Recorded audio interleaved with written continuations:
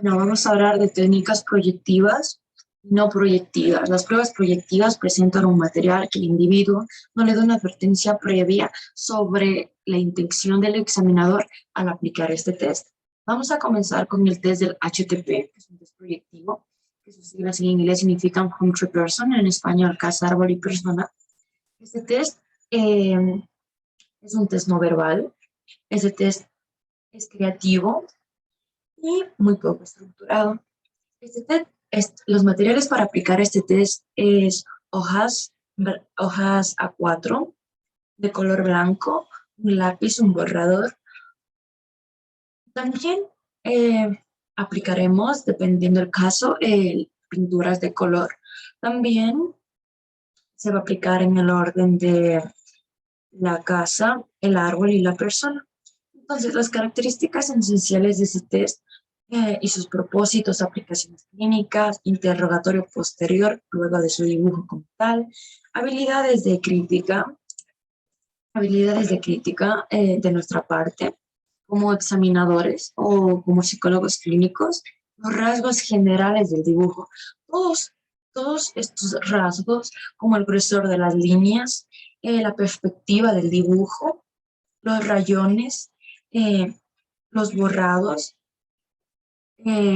También vamos a analizar considerando en los cuadrantes, tales como es el inferior, superior, el izquierdo, el derecho, características acerca de los dibujos que sean, según nuestro protocolo, lo que tendríamos que nosotros analizar, tal cual como si se va a la derecha, una persona futbolista, a la izquierda, que se va a la regresión, superior, inferior. Entonces, ya sea en el árbol, el grosor del árbol, el tamaño de las hojas, las ramas, ya sean escasas, caídas, existe un movimiento, si luego del interrogatorio hay por parte del interrogado, existe como hay clima en el dibujo, entre otras características generales. También hablaremos del CAT-A. El CAT-A es un test, no, es un test proyectivo que habla muchísimo del inconsciente de la persona, en este caso de los niños. Entonces, este CAT-A consiste en 10 láminas de animales situados en diversas situaciones. Entonces, ¿cuál es el propósito de este CAT-A? De este test? Las respuestas específicamente nosotros le damos como consigna al interrogado, al paciente, que este test no tiene respuestas positivas ni negativas, que tengan un puntaje en sí. Entonces, el propósito de estas para nosotros como observadores o psicólogos es analizar los problemas, si existen problemas de alimentación orales o en general en otros. Entonces, como problemas del yo, la persona, cómo enfrenta esta persona su vida, cómo enfrenta los problemas cotidianos, cómo puede enfrentarse normalmente en su sociedad y en la familia, problemas fraternales. Entonces, un punto clave de este test CAT es hacer un buen rapport con el paciente para que exista confianza. Un punto muy clave de este es que si el paciente se bloquea, hay que dejarlo para continuar en otra cita. Entonces, hasta porque existen muchas veces problemas muy fuertes o cosas muy fuertes en el inconsciente que le podrían trabar eh, continuar su cuento, entre otros. También describimos las láminas y respuestas típicas desde la 1 a la 10, debido que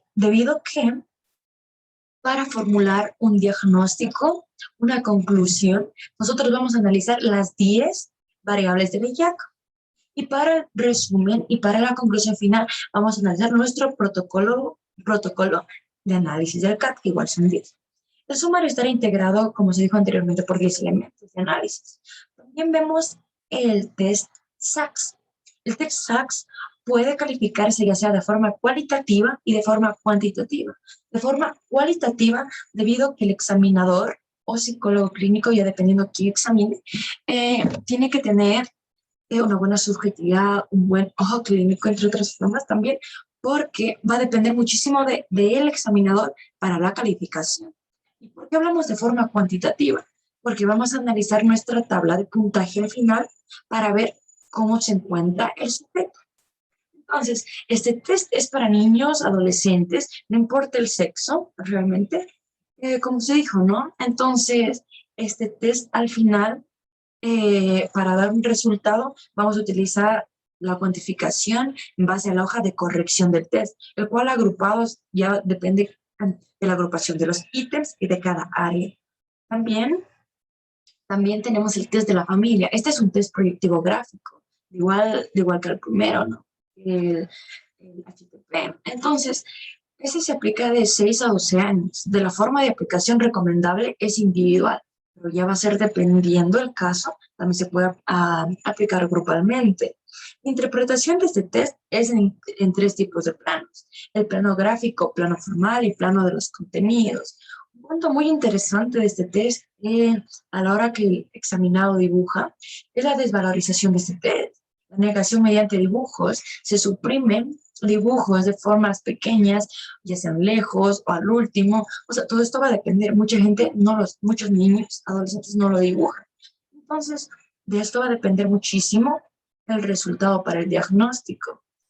Entonces, esto sería de lo que vamos a hablar sobre de los test proyectivos. Gracias.